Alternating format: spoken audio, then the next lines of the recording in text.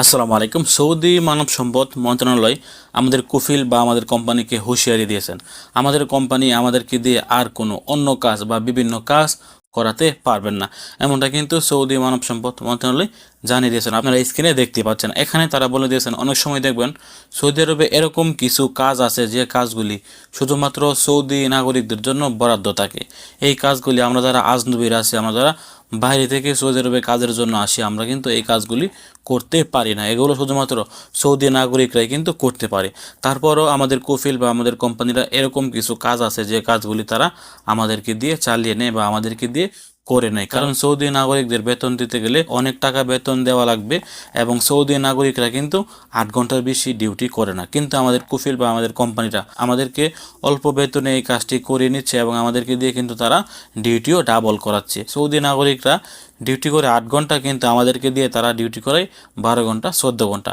এই দিক দিয়ে কিন্তু তারা যে কাজগুলি সৌদি আরবে সৌদি নাগরিকদের জন্য বরাদ্দ করা আছে, ওই কাজগুলো কিন্তু তারা আমাদের মতো আজনবীকে দিয়ে করিয়ে নিচ্ছে। সৌদি নাগরিকদেরকে কিন্তু তারা এই কাজগুলি দিচ্ছে না, তারা আজনবী দিয়েই কফিল বা কোম্পানিরা এই কাজগুলি চালিয়ে নিচ্ছে। এরকম কফিল বা এরকম কোম্পানিদের উদ্দেশ্যে সৌদি মানব সম্পদ মন্ত্রণালয় বিরাট বড় একটি হুঁশিয়ারি দিয়েছেন। তা আজনবীকে দেশের বাইরে থেকে সৌদি আরবে এনে তার ইকামার মধ্যে পেশা আছে একটি, ধরেন আপনি ডোমেস্টিক ওয়ার্কার, আপনি আমিল মঞ্জিল অথবা আপনি হাউস ড্রাইভার, কিন্তু আপনার কফিল বা আপনার কোম্পানি আপনাকে দিয়ে অন্য একটি কাজ করাচ্ছে, বা আপনার ইকামার মধ্যে উল্লেখ করা আছে একটি পেশা, কিন্তু সে আপনাকে এই কাজ না করে আপনাকে দিয়ে অন্য কাজ করাচ্ছে। আপনার কফিল বা আপনার কোম্পানির টাকা বেশি খরচ হবে, এই জন্য সে আপনাকে দিয়েই এই কাজটি করে নিচ্ছে, কিন্তু এই কাজটি আপনার করার কথা না।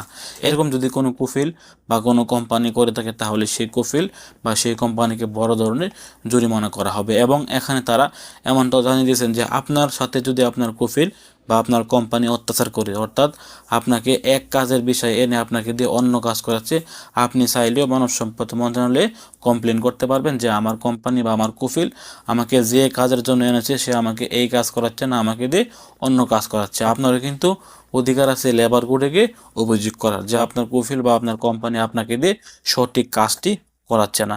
এই কামার মধ্যে যে পেশা রয়েছে ওই কাজটি না করে তারা আপনাকে দিয়ে ভিন্ন কাজ করাচ্ছে, এরকম একটি কমপ্লেন করার অধিকার কিন্তু আপনারও আছে। তো এই নিয়মটি করার পর আশা করছি সৌদি আরবে যে সকল কফিল বা যে সকল কোম্পানিরা আমরা এক পেশার লোক হয়ে আমাদেরকে দিয়ে তারা অন্য অন্য কাজ করাতো, আশা করছি এই নিউজটি আসার পর তারা কিছুটা হলেও সাবধান হবে।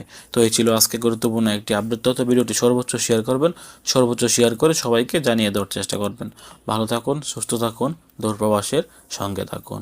আসসালামু আলাইকুম।